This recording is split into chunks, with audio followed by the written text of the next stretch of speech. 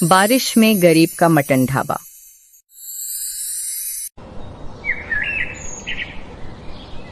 मुंबई शहर के एक छोटे से होटल में एक लड़का काम करता था जिसका नाम था रोहित। रोहित रोज सुबह 6 बजे उठकर होटल पहुंच जाता और देर रात तक कढ़ाई के सामने खड़ा रहता। दरअसल वह होटल में मटन और चावल बनाने का काम करता था। उसके हाथ का बना मटन जो भी एक बार खा ले बस उंगलियां चाटता रह जाता था। रोहित का सेठ यानी उस होटल का मालिक था सेठ रईस चंद, जिसका नाम भले ही रईस था लेकिन असल में वो एक नंबर का कंजूस आदमी था और कंजूसी करने में पीछे नहीं रहता था।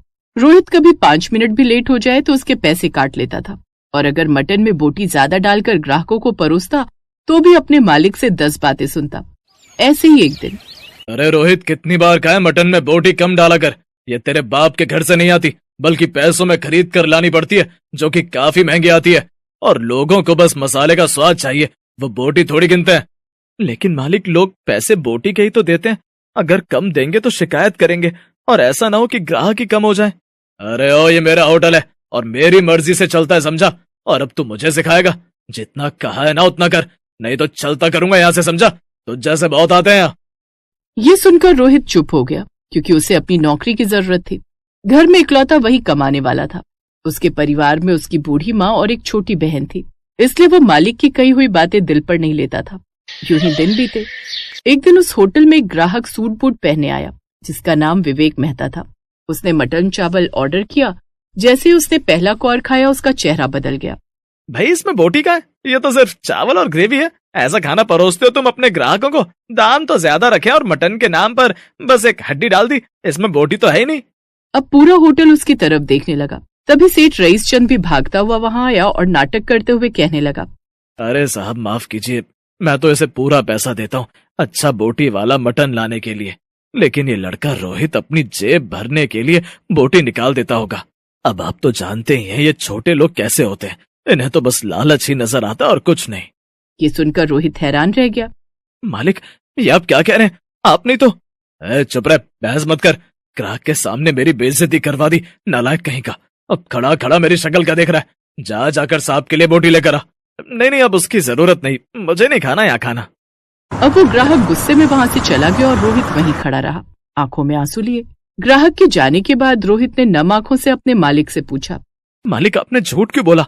गलती मेरी नहीं थी। मैंने तो कितनी बार आपको मटन में बोटी डालने को कहा था, लेकिन फिर भी आपने मेरी बात नहीं सुनी। तो क्या मैं खुद को बदनाम करूं?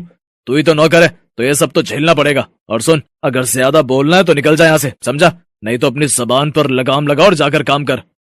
बढ़ाया मुझे आग दिखाने वाला। नौकर है, नौकर की तरह रह, समझा? मालिक, अगर सच्चाई बोलना गुनाह है तो मैं ये गुनाह बार बार करूंगा। ठीक है, तो अपनी सच्चाई लेकर कोर्ट में जाकर वकालत कर। मेरे होटल में तेरा काम नहीं है, अब निकल जा यहाँ से, नहीं तो इतने जूते मारकर भेजूंगा कि ताउम्र याद रखेगा। रोहित ने धीरे से अपना एप्रन उतारा और बिना कुछ कहे होटल से बाहर निकल गया। उसकी आंखों में आंसू थे, साथ ही नौकरी जाने का दुख। वो रास्ते में चलता हुआ सोचता रहा, अब मेरा घर कैसे चलेगा? माँ की दवाइयाँ और बहन की शादी के लिए पैसे कहाँ से जोड़ पाऊंगा मैं? रोहित उदास होकर सड़क किनारे बैठ गया। तभी उसका दोस्त अमित वहां आया। अरे रोहित, क्या हुआ? इतना उदास क्यों बैठा है?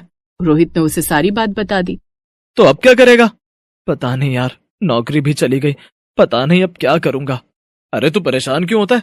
तेरे पास तो इतना अच्छा हुनर है, तू तो इतना अच्छा खाना बनाना जानता है, फिर तू क्यों इतना परेशान हो रहा है? और जब तू इतना अच्छा खाना बनाता है तो दूसरों के लिए क्यों काम करेगा? मैं क्या कहता हूँ, चल हम दोनों मिलकर अपना काम शुरू करते हैं। सच कहूं तो मैं भी दूसरों की नौकरी कर करके थक चुका हूँ। अपना काम, लेकिन उसके लिए पैसे? अरे मेरे पास हैं थोड़े पैसे, थोड़े तेरे पास होंगे, दोनों के मिलाकर कुछ तो हो ही जाएंगे। बोल, क्या बोलता है? देख रोहित, कुछ भी ऊपर वाले की मर्जी के बिना नहीं होता। हो सकता है ये उसी का कोई इशारा हो। शायद तू ठीक ही कहता है, ये उसी का इशारा होगा। अमित की बातें सुनकर रोहित की आंखों में फिर से उम्मीद की चमक आ गई। अब दोनों दोस्तों ने ठान लिया कि वो भी बोटी मटन चावल के साथ बनाकर ग्राहकों को बेचेंगे और पैसे कमाएंगे।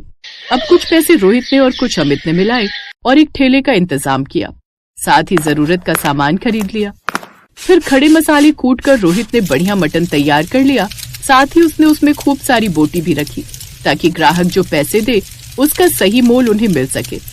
फिर दोनों ने मिलकर एक छोटा सा ठेला लगाया जिसका नाम उन्होंने रखा गरीब का बोटी मटन चावल। वो दोनों ठेला लेकर बाजार में चौराहे के पास खड़े हो गए। पहले 2 दिन तक तो उनके यहाँ कोई नहीं आया, सुबह से शाम हो गई अमित, अभी तक एक भी ग्राहक नहीं आया।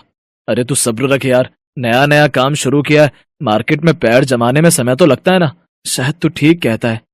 लेकिन देर शाम तक भी वो ठेला लेकर खड़े रहे, तब भी उनके पास एक भी ग्राहक नहीं आया। दोनों उदास होकर घर आ गए और अब यही हाल अगले दिन भी रहा। दूसरे दिन भी दोनों दोस्त सुबह से शाम तक अपना ठेला लेकर खड़े रहे, लेकिन तब भी उनके पास कोई ग्राहक नहीं आया। आज भी कोई ग्राहक नहीं आया, ऊपर से सारा मटन भी खराब हो गया। शायद हमसे नहीं होगा ये। मुझे लगता है हमने बेकार ही ये काम शुरू किया। जो थोड़े बहुत पैसे जमा किए थे वो भी इस काम पर लगा दिए। अब आगे न जाने क्या होगा। मुझे तो लगता है अब हमें ये काम बंद। अरे नहीं नहीं, ये तो क्या बोल रहा है रोहित, हमने हार मानने के लिए काम शुरू नहीं किया था। अरे अभी तो 2 ही दिन हुए। अब मोदी जी भी तो पहले दिन ही राजनीति में आकर पीएम थोड़ी ना बन गए थे। उन्होंने भी मेहनत की और हार नहीं मानी, तभी तो आज इस पोजीशन पर है। हम दोनों भी मेहनत करेंगे, हार नहीं मानेंगे और कल फिर से कोशिश करेंगे। अमित की बातों से रोहित को फिर हौसला मिला और अगले दिन उन्होंने फिर मटन चावल बनाए और अब तीसरे दिन उनके पास आखिरकार एक ग्राहक आया। भाई बहुत जोरों की भूख लगी और मटन खाने का बड़ा मन कर रहा है। लाभ जल्दी से एक प्लेट लगा दे। वैसे दाम क्या है? जी बस 120 रुपए। अरे वाह, इतना सस्ता। चल अब जल्दी से लगा दे भाई। रोहित ने जल्दी से मटन चावल डालकर ग्राहक को दिया, साथ ही उसमें अच्छी खासी बोटी भी डाल दी। जैसे ही ग्राहक ने वो मटन चावल खाया तो उसकी आंखें चमक उठी। भाई वाह वाह वाह, क्या लाजवाब खाना है। ऐसा स्वाद तो कहीं नहीं खाया भाई, मजा आ गया। और 120 में इतनी बोटी डालकर तो कोई भी मटन नहीं देता। यही बात अब आसपास से गुजर रहे लोग भी सुन रहे थे और अब वो भी उनका बोटी मटन चावल खाने आने लगे। धीरे धीरे लोग उनके पास आने लगे, भीड़ बढ़ने लगी और कुछ ही दिनों में उनका ठेला मशहूर हो गया। फिर एक दिन उनके ठेले पर वही ग्राहक यानी विवेक मेहता आया जिसने उस रोज होटल में शिकायत की थी। उसने रोहित को पहचान लिया। अरे तुम वही लड़के हो ना जो उस होटल में काम करते थे जहाँ मटन में बोटी नहीं डालते थे?